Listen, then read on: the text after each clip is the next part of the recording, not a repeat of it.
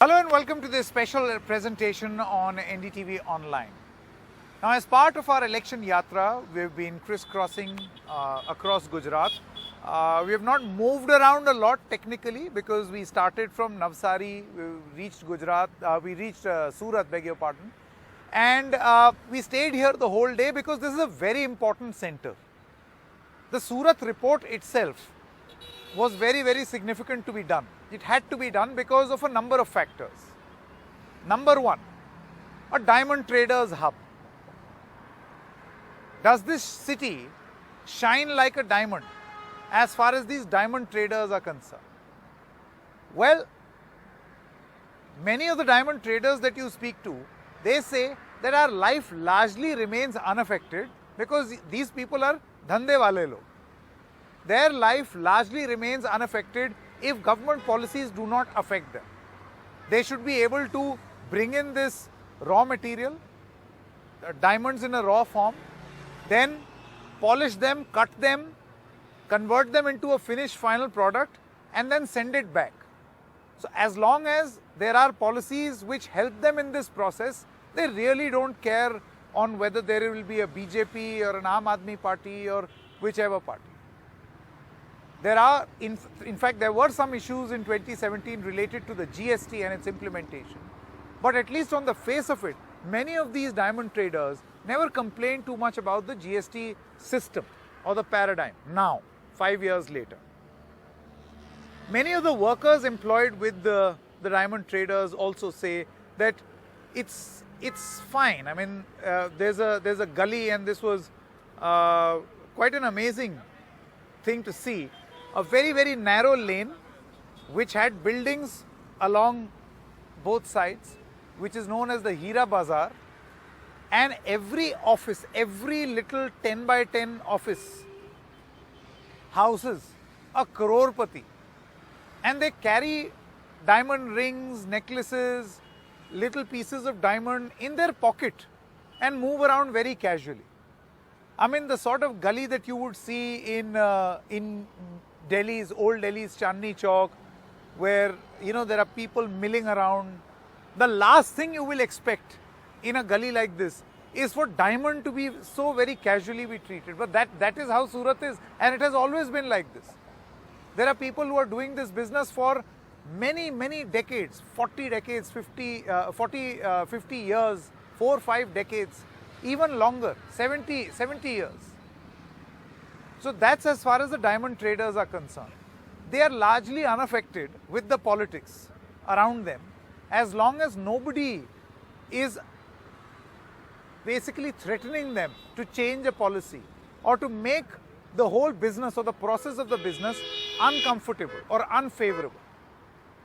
As far as the textile bazaar is concerned, you see, diamond is one. Surat is also known for its textile bazaar.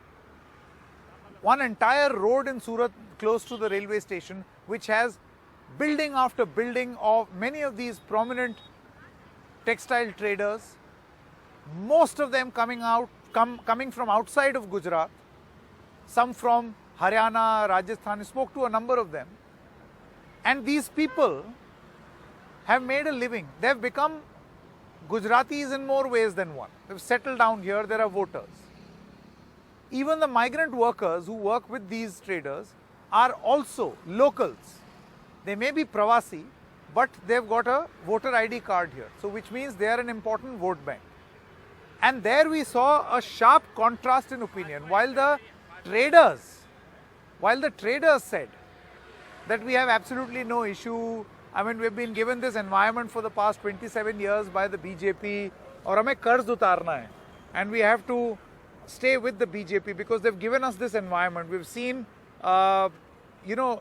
carrying out trade earlier also, but for the past 27 years in BJP rule, we've been able to really grow in our business. So there is really no meaning of a change.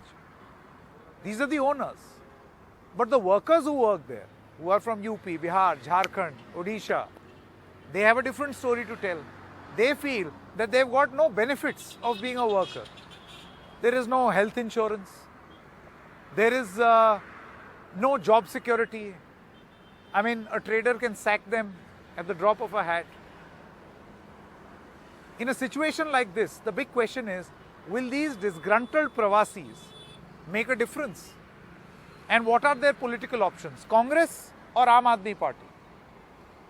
Now, the one very interesting thing that we learned is that so far what used to happen is for all these Pravasi traders, even if they were disgruntled, they did not look beyond the BJP, because what option do they have? I mean, the other option for many of them said were not compelling enough to institute some sort of a change. But this time around, with the advent of the Aam Aadmi Party, will these traders make a difference? But there is a flip story to this. Can these laborers, textile laborers, alone make a difference? Or will we have a situation where there will be a split among the Congress and the Aam Aadmi Party voters, thus giving a very clear lead to the BJP, consolidated vote for the BJP and a split in the opposition? Now, this is being spoken about a lot in the context of all of Gujarat, as far as Aam Aadmi Party is concerned. See, AAP, if it has to fire in the state of Gujarat, it has to fire in Surat first. Because if it fails here, for a number of factors, Patidar capital, Surat.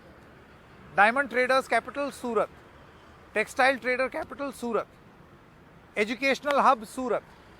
So in a situation like this, can the Aam Aadmi Party be able to exact some sort of change from Surat and nearby areas?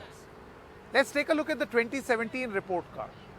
In 2017, when there was no Aam Aadmi Party in the picture, the BJP, in the peak of the Patidar agitation and in the peak of the GST agitation, managed as many as 14 out of 16 Vidhan Sabha constituencies in and around Surat.